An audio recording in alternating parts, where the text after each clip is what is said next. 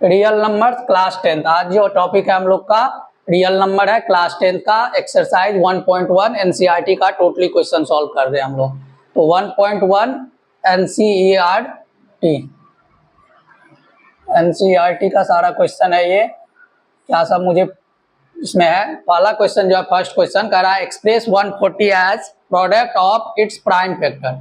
हम लोग को क्या करना है, प्राइम फैक्टर से इसका क्या निकालना, प्राइम फैक्टराइजेशन करना। प्राइम फैक्टराइजेशन जो है ना एलसीएम मेथड होता है। मान लीजिए जैसे ये लास्ट का डिजिट क्या है, यहाँ पे 0 है, तो जब लास्ट का डिजिट 0 हो, 2 हो, 4 हो, 6 हो, 8 हो, मतलब इवन नंबर हो, तो 2 के टेबल से ये क्या होगा, डिवाइड हो जाएगा। तो 2 के टेबल में 14 7 टाइम्स में आया और 0 यहाँ पे आ गया। फिर 2 के टेबल में 35 टाइम्स में आ जाता है 70। फिर 5 के टेबल में 35 7 टाइम्स में आ जाता है।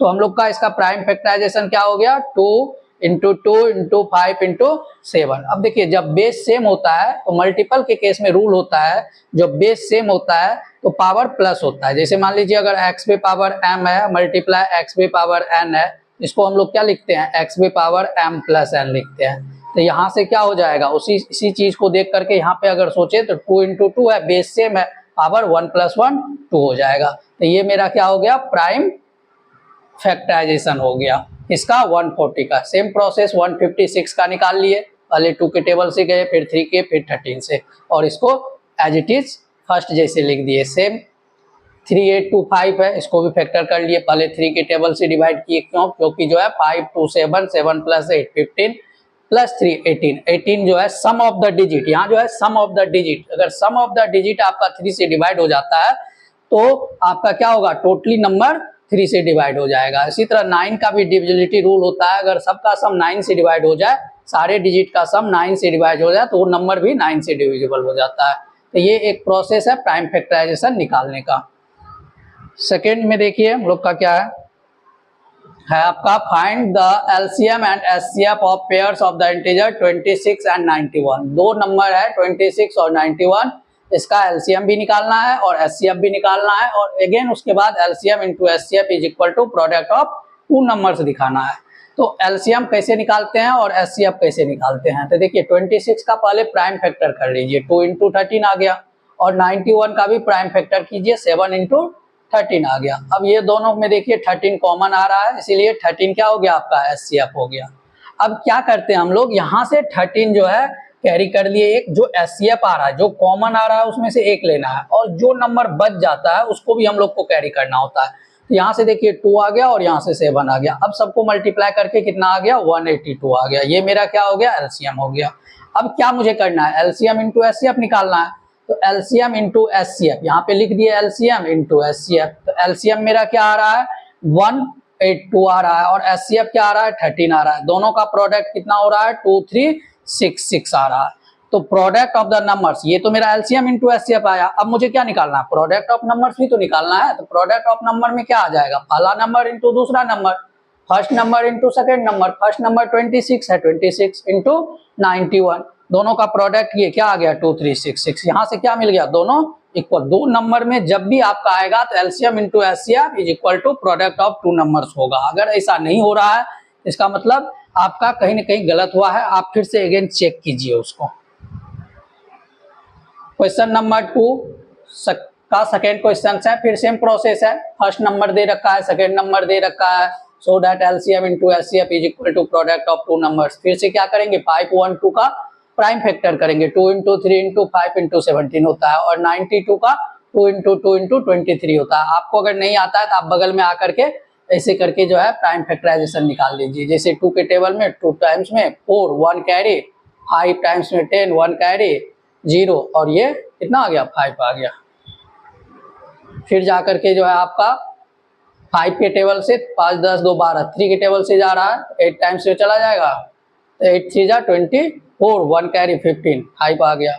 फिर अगेन आप जाएंगे 5 के टेबल से तो ये 17 आ जाएगा। तो देखिए 2 इंटू 3 इंटू 5 इंटू 17, ऐसे आप भी कर सकते हैं। उसके बाद देखिए इसमें दोनों में कॉमन क्या आ रहा है, 2 आ रहा है। एचसीएफ मेरा क्या हो गया, 2 हो गया। और एलसीएम जो है आपका क्या होता है, जो कॉमन आता है उसको तो लेते ही हैं, जो नंबर बचता है उसको भी रखना पड़ता है। तो 2 आ गया यहाँ से, उसके बाद 3 इंटू 2 लिखे, फिर यहाँ से 5 लिए, फिर यहाँ से 17 लिए, और यहाँ से 23 लिए। सबका प्रोडक्ट किए, एलसीएम मिल गया मुझे। अब एलसीएम इंटू एचसीएफ निकालना है मुझे, सो भी तो करना है, ये वेरीफाई करना है। तो वेरीफाई कैसे करेंगे, पहले क्या करेंगे, एलसीएम इंटू एचसीएफ निकालेंगे। एलसीएम इंटू एचसीएफ दोनों का प्रोडक्ट किए, क्या आ गया मेरे पास 46920। फिर प्रोडक्ट ऑफ टू नंबर्स करना है मुझे, तो दोनों नंबर का प्रोडक्ट कर दिए, फिर क्या लिख दिए, हेंस वेरीफाइड। ये आपका क्वेश्चन जो है सेकंड का हो गया। इस टाइप के क्वेश्चन आपको पूछ भी सकता है, पेपर में पूछता भी है। Find the LCM and HCF of the. अब देखिए 3 नंबर का एलसीएम एचसीएफ कैसे निकालते हैं। यहाँ पे 3 नंबर दिया हुआ 12, 15 एंड 21 और कह रहा है प्राइम फैक्टराइजेशन मेथड से इसका आपको एलसीएम निकालना है। तो सिंपल वे है, 12 का क्या किए हैं, 1 इंटू 2 इंटू 2 इंटू 3 लिख दिए हैं।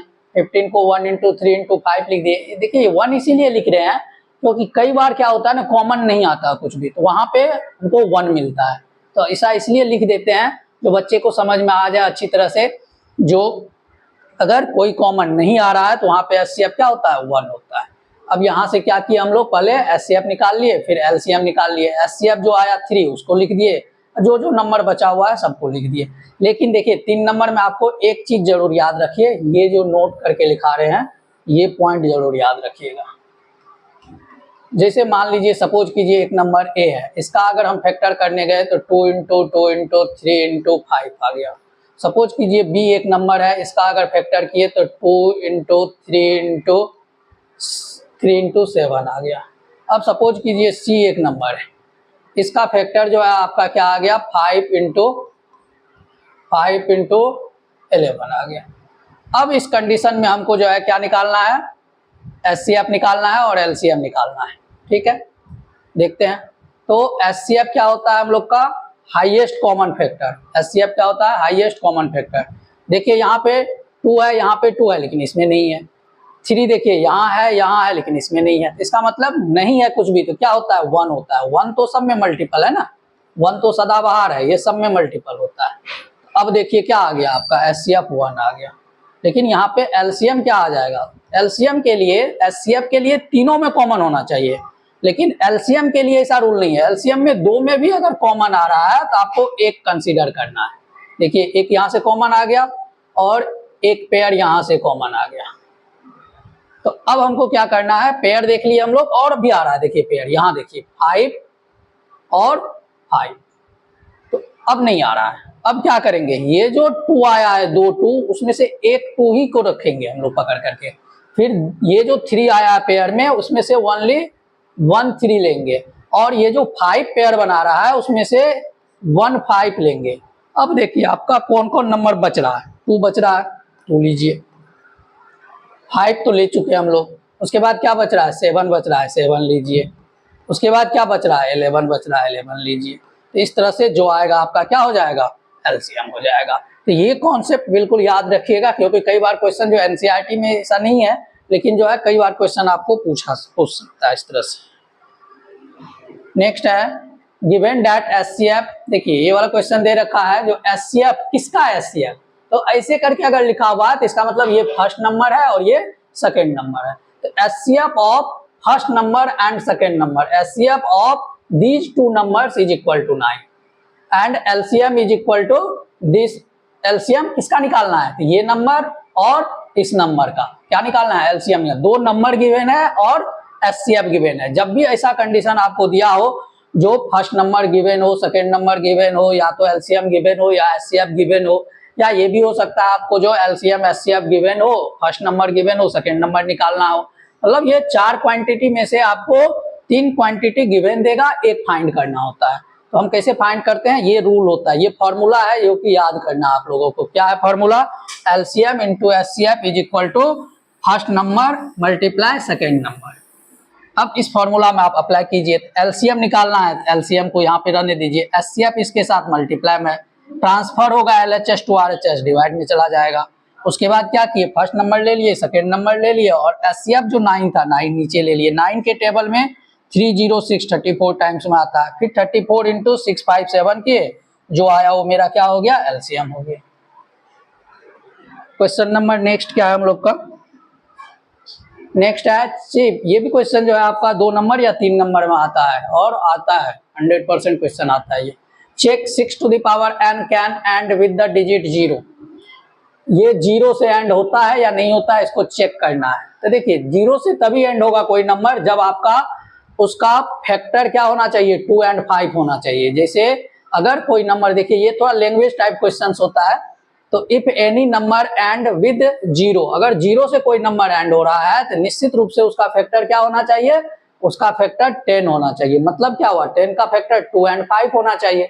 10 बोलिए या 2 and 5 बोलिए, नहीं। अब यहाँ पे देखिए 6 to the power n है, तो 6 का फैक्टर क्या है, 2 into 3 है। यहाँ 5 तो नहीं आ रहा है, मेरा क्या कर रहा है, 2 and 5 होना चाहिए, और नहीं बोला है। 2 and 5 मतलब 2 and 5, मतलब हुआ इसका जो दोनों होना चाहिए। अगर यहाँ और लिखा होता तो सिर्फ एक भी होता तो काम होता, लेकिन जो है अभी क्या लिखा हुआ है यहाँ पे, अभी एंड लिखा, मतलब दोनों चाहिए मुझे, एक से काम नहीं चलेगा। तो यहाँ देखिए 2 तो आया है बट 5 नहीं आया है, इसीलिए हम लोग क्या कर रहे हैं, 5 is not a prime factor of 6 to the power n, so 6 to the power n can not end with 0। 4, ये इसको देखिए, ये इसको 4 बोलते हैं। 4 n belongs to natural number, इसको क्या पढ़ते हैं, 4 all n belongs to natural number, मतलब आपका n किसी भी नेचुरल नंबर के लिए, जैसे मान लीजिए सपोज कीजिए 6 पे पावर 1 क्या आएगा, 6 आएगा। 6 पे पावर 2 36 आएगा। 6 पे पावर 3, ये करते चलिए, नहीं तो कितना आ जाएगा, ये 216 आएगा 2 1 से। तो कहने का क्या मतलब हुआ आपका, जो कभी भी एंड जीरो से नहीं हो सकता है। तो ये तरीका है, ये तरीका नहीं है, तरीका ये है इसको शो करने का, इसको शो करने का ये आपका क्या है, तरीका है।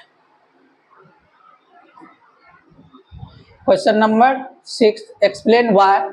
देख ये भी बहुत अच्छा क्वेश्चन है और कई बार जो है 2 नंबर में पूछता है क्वेश्चन। ये देखिए ये दे रखा है ऐसा और ऐसा, कह रहा है ये कंपोजिट नंबर है, शो कीजिए। तो हम लोग क्या पढ़े हुए हैं, कंपोजिट नंबर क्या होता है, कंपोजिट नंबर एक ऐसा नंबर होता है जिसका फैक्टर मोर देन 2 होता है, मतलब 1 और इटसेल्फ के अलावा भी कोई ना कोई एक और फैक्टर मिलना चाहिए। तो अब देखिए अगर इसमें से 7 into 11 into 13, इसमें क्या है प्लस 13 है, तो हम 13 को क्या लिख सकते हैं, 13 into 1 भी लिख सकते हैं। इन दोनों में देखिए कॉमन क्या आ रहा है, 13 आ रहा है। इन दोनों में कॉमन क्या आ रहा है, 13 आ रहा है। 13 को बाहर पकड़ लिए, ब्रैकेट स्टार्ट किए, 7 into 11 प्लस 1। अब यहाँ से सॉल्व करेंगे, 77 प्लस 1 क्या आ गया, 78। अब 78 का फैक्टर ढूंढिए, 2 into 3 into 13 आ गया। अब देखिए कितना सारा फैक्टर आ गया, एक तो 13 आया, दूसरा 2 आया, उसके बाद 3 आया, फिर इन सबका मल्टीपल भी आएगा, एक तो 1 तो सबका मल्टीपल है ही है, नहीं तो बहुत सारा फैक्टर आ गया है। इस क्या लिखेंगे, it has more than 2 factors, so this is a composite number. अब सेकंड वाला जो क्वेश्चन है सेम प्रोसेस से आप कर सकते हैं, सेकंड वाला क्वेश्चन आप ट्राई कीजिए।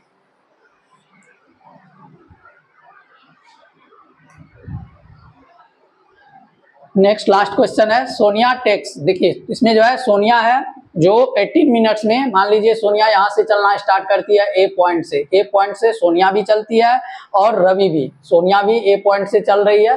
चलिए ए पॉइंट से कौन कौन चली है, सोनिया चली है और कौन, रवि चला है। सोनिया और रवि दोनों ए पॉइंट से स्टार्ट की है चलना इस डायरेक्शन में। अब देखो कह रहा है रवि को कितना टाइम लग रहा है, 12 मिनट्स लग रहा है एक राउंड करने में, और सोनिया को कितना लग रहा है, 18 मिनट लग रहा है।